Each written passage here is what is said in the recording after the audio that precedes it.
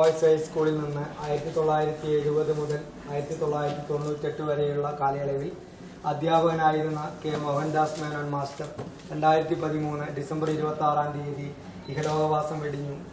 മഞ്ചേരി ഗോവിന്ദ മേനോന്റെയും ഭാർഗവി അമ്മയുടെയും മകനായ അദ്ദേഹം ബാംഗ്ലൂരിൽ നിന്ന് TTC പാസ്സായതിനു ശേഷം കുറ്റൂർ സ്കൂളിൽ കുറച്ചുകാലം അധ്യാപകനായി പ്രവർത്തിച്ചു. പിന്നീടാണ് വിവേകോദയം സ്കൂളിൽ അധ്യാപകനായി ചേർന്നത്. വിദ്യാലയത്തിലെ സുദീർഘമായ സേവനത്തോടൊപ്പം തന്നെ താണിപ്പാടം കർഷക സംഘം പ്രസിഡന്റായും പ്രവർത്തിച്ച അദ്ദേഹം നാട്ടിലെ സാമൂഹ്യ പ്രവർത്തനങ്ങളിൽ സജീവ പ്രവർത്തനവും സാന്നിധ്യവും ഉറപ്പുവരുത്തിയിരുന്നു.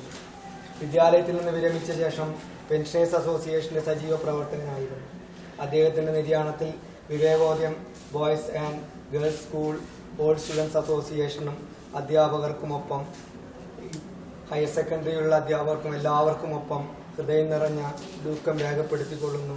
അദ്ദേഹത്തിന്റെ ആത്മാവിന് ആദരാഞ്ജലികൾ അർപ്പിക്കുകയും നിത്യശാന്തി നേരുകയും ചെയ്യുന്നതോടൊപ്പം അദ്ദേഹത്തിന്റെ കുടുംബത്തിന്റെ ദുഃഖത്തിൽ പങ്കുചേരുകയും ചെയ്യുന്നു.